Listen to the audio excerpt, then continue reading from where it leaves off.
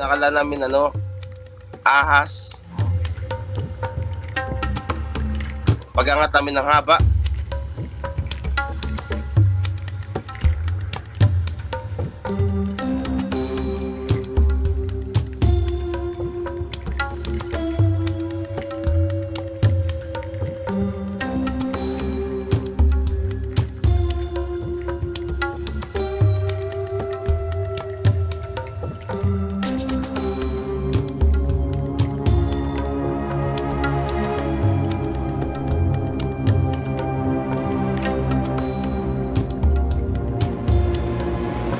pag-angat po namin, may kain-kain pa siya, dalawang pirasong malaking isda na nasa bunga niya pa. Akala namin malaking sawa.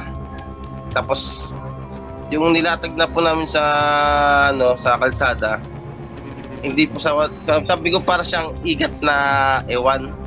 Kaso yung ulo niya medyo malaki, tapos sobrang haba na payat lang.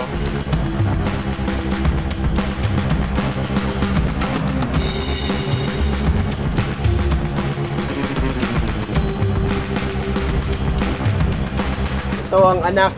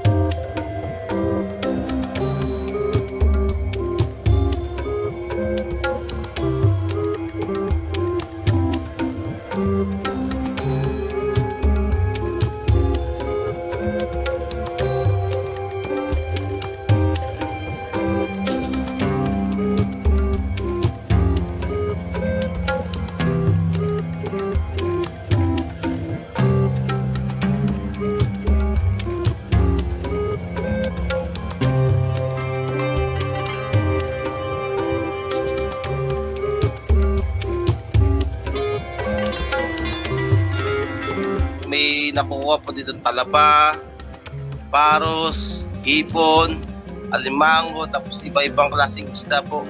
Bali yung ilog po dito malinis.